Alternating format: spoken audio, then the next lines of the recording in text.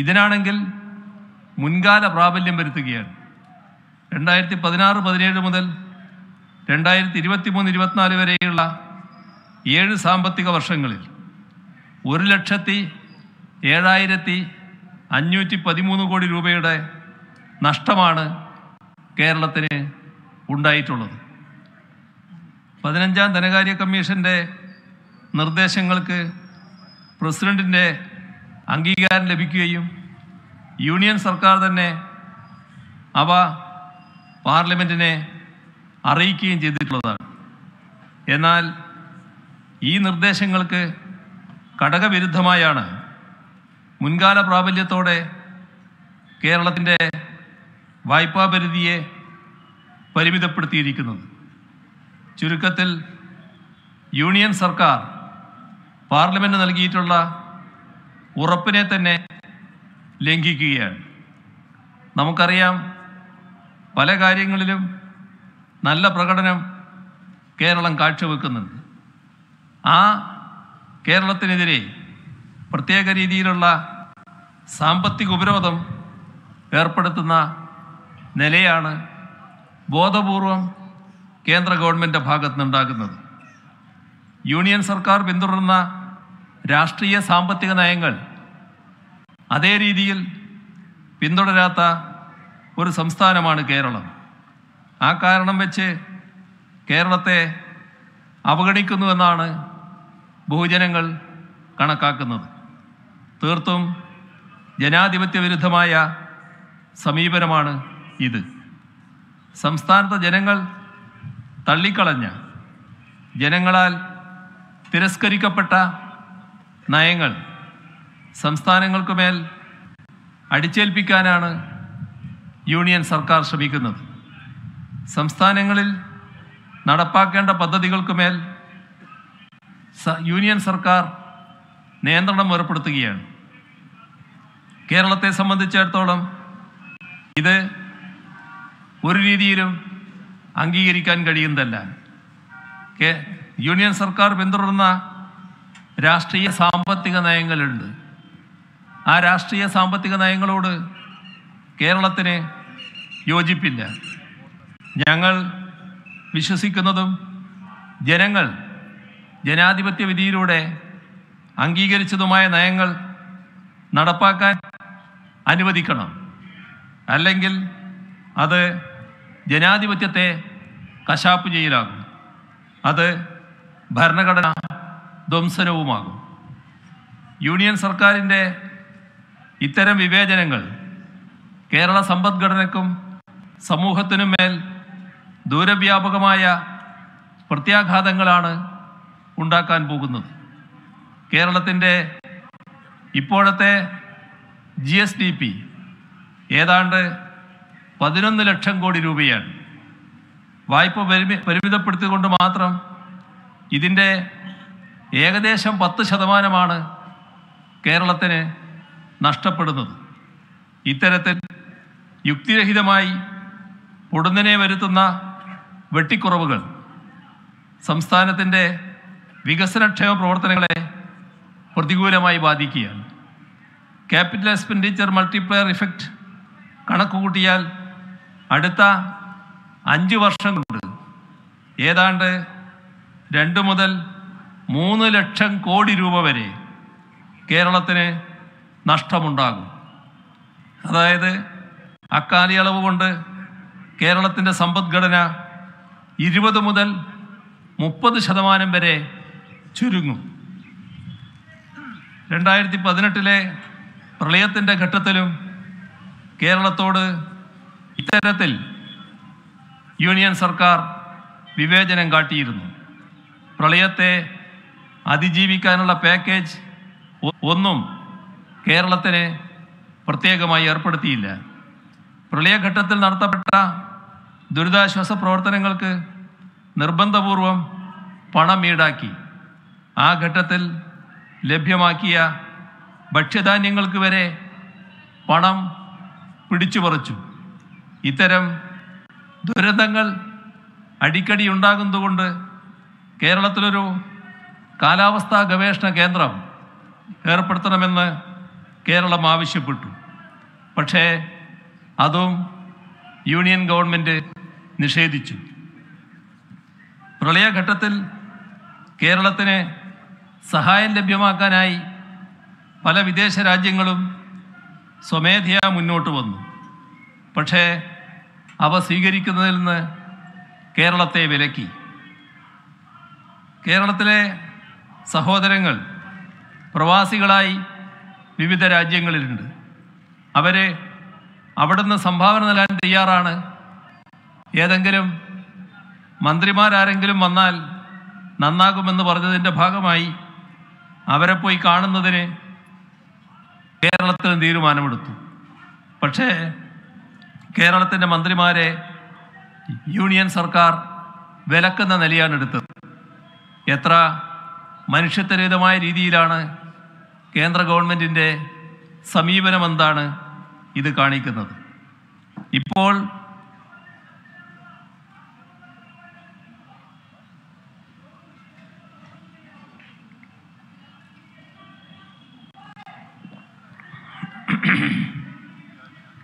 ഇപ്പോൾ പ്രഖ്യാപിക്കപ്പെട്ട ഇടക്കാല ബജറ്റിൽ കേരളത്തോടുള്ള വിവേചനവും അനീതിയും പ്രകടമാണ്.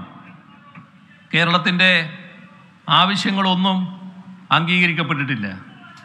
എയിംസ്, കേരയിൽ, ശബരിപാത, കോച്ച് ഫാക്ടറി, മെമു ഷെഡ് തുടങ്ങിയ ആവശ്യങ്ങളൊന്നും കേട്ടതായി പോലും നടിച്ചില്ല. സ്വാഭാവിക റബ്ബറിൻ്റെ ഇറക്കുമതി ചുങ്കം വർദ്ധിപ്പിക്കുമെന്ന പ്രഖ്യാപനം ഉണ്ടായിട്ടില്ല. റബ്ബർ വിലസ്ഥിരത ഉറപ്പുവരുത്താനായി ഒരു കേന്ദ്ര ഫണ്ടും സ്ഥാപിച്ചിട്ടില്ല. തീരദേശ സംരക്ഷണത്തിനായി ഒരു പാക്കേജും പ്രഖ്യാപിച്ചില്ല. സാമൂഹ്യ സാമ്പത്തിക മേഖലകളിലെ നേട്ടങ്ങളുടെയും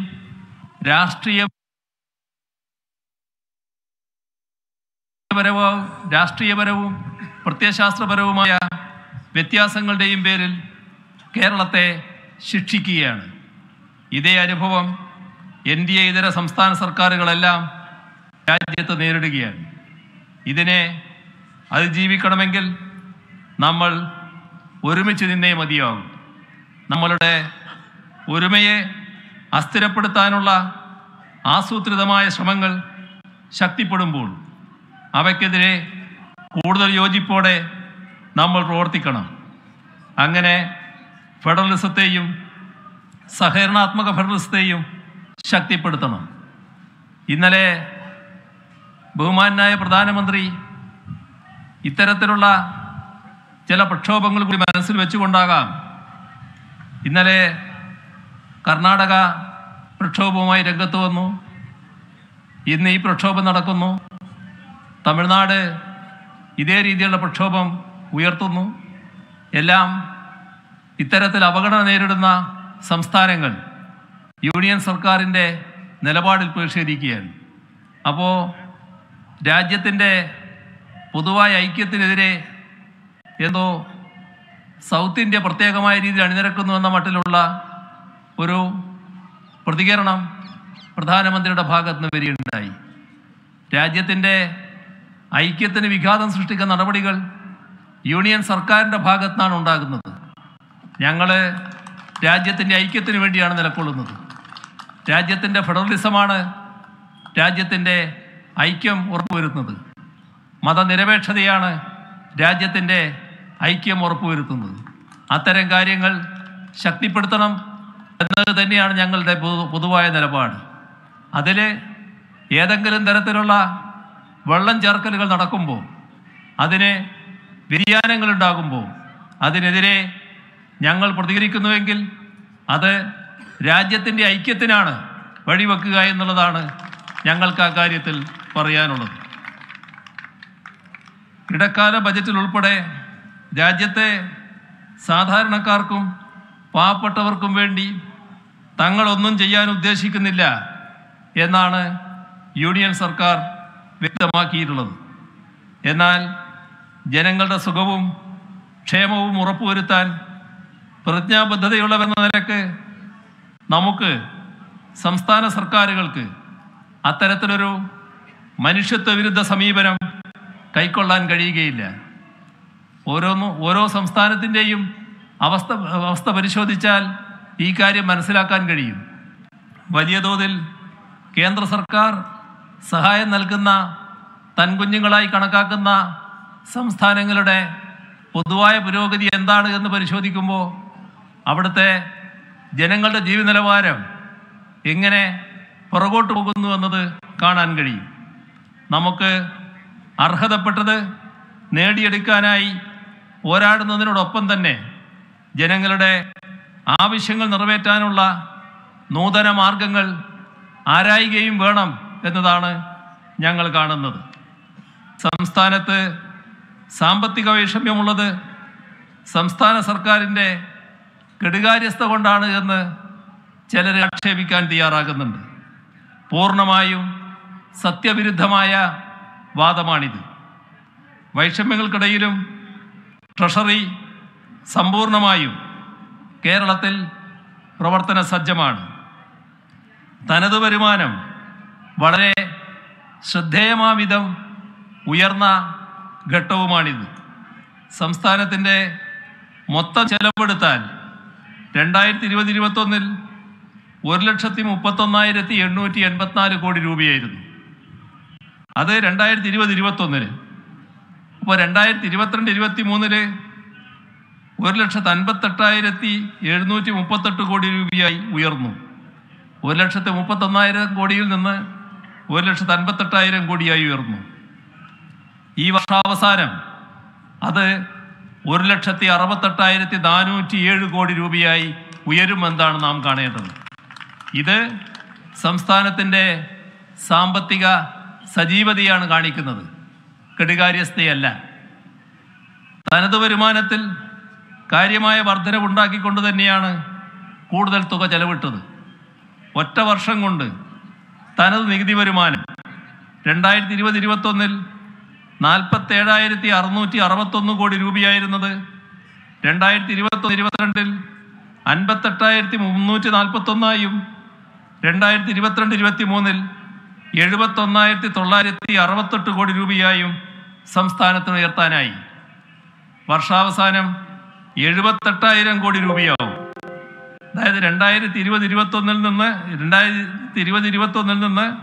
47,661 കോടിയിൽ നിന്ന് ഈ വർഷം അവസാനമാകുമ്പോൾ 78,000 കോടി രൂപയിലേക്ക് ഉയർത്താൻ സംസ്ഥാനത്തിന് കഴിയുകയാണ്. ഇത്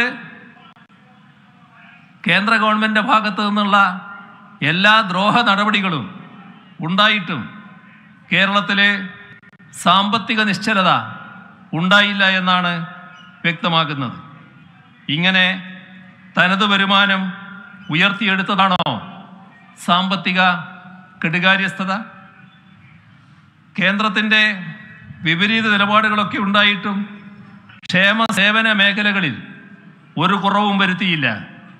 കാര്യമായ വർധനവ് ഉണ്ടാക്കാനും കഴിഞ്ഞു.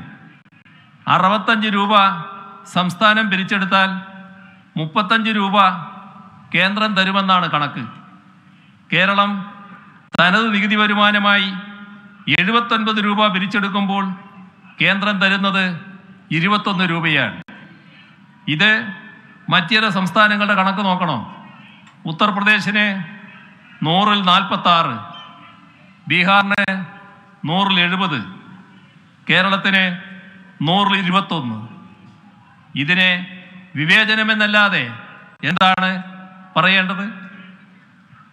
സംസ്ഥാനങ്ങൾക്കായി വിഭജിക്കുന്ന നികുതിയിലെ കേരളത്തിൻ്റെ വിഹിതം 10ാം ധനകാര്യ കമ്മീഷൻ്റെ കാലത്ത് 3.87% ഇത് 14ാം ധനകാര്യ കമ്മീഷനിൽ 2.5% 15ാം ധനകാര്യ കമ്മീഷനിൽ 1.9% കുറഞ്ഞു. ഇതിൻ്റെ ഫലമായി കേരളത്തിനുണ്ടായ നഷ്ടം 18,000 കോടി രൂപയാണ് എന്നത് കേന്ദ്രത്തിന് അറിയാത്തതല്ല. സംസ്ഥാനത്ത് ലഭിക്കേണ്ട കേന്ദ്ര വിഹിതത്തിൽ 57,400 കോടി രൂപയുടെ വെട്ടിക്കുറവാണ് വരുത്തിയിട്ടുള്ളത്. അതിൻ്റെ വിശദാംശങ്ങൾ പലവട്ടം പറഞ്ഞിട്ടുള്ളതാണ്.